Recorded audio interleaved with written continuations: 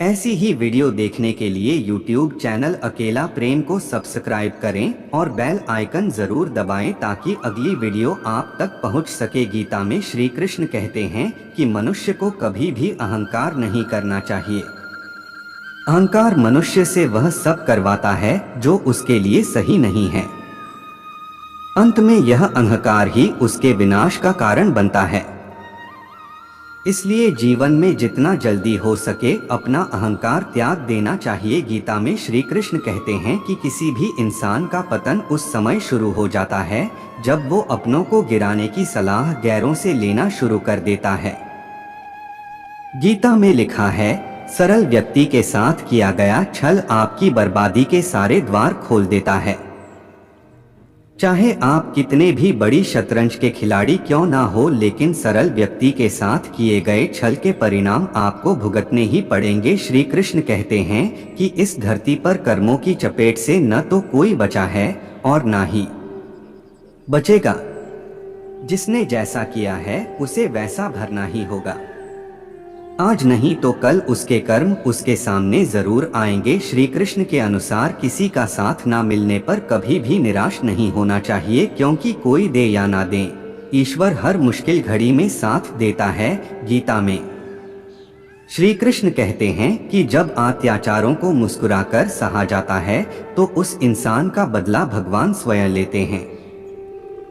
इसलिए किसी भी परिस्थिति में मुस्कुराना नहीं छोड़ना चाहिए। गीता में श्री कृष्ण ने बुद्धिमान व्यक्ति की पहचान बताई है। इसके अनुसार सबसे समझदार और स्थिर बुद्धि वाला व्यक्ति वही है जो सफलता मिलने पर अहंकार में नहीं आता और विफलता मिलने पर गम में नहीं डूब जाता। गीता में श्री कृष्ण कहते हैं कि समय कभी एक जैसा नहीं रहता।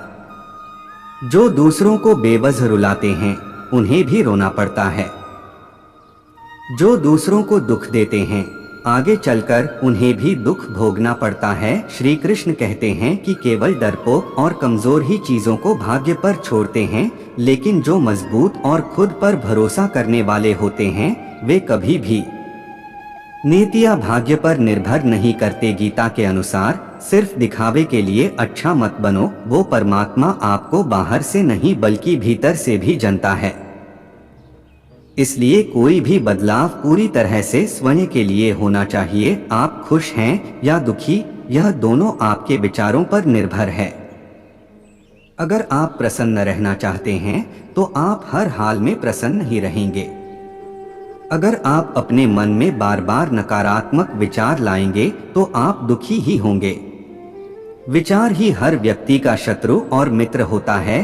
श्री कृष्ण कहते हैं, किसी के साथ चलने से ना तो कोई खुशी मिलती है और ना ही लक्ष्य।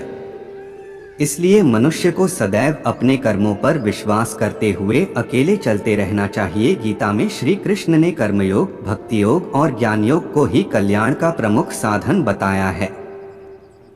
कर्म के प्रवाह से संबंध का टूट जाना ही जीवन का लक्ष्य है और यह लक्ष्य उपर्युक्त तीनों मार्गों से प्राप्त हो सकता है। दोस्तों, चैनल को सब्सक्राइब करना ना भूले और छोटा सा कमेंट जरूर करें। धन्यवाद।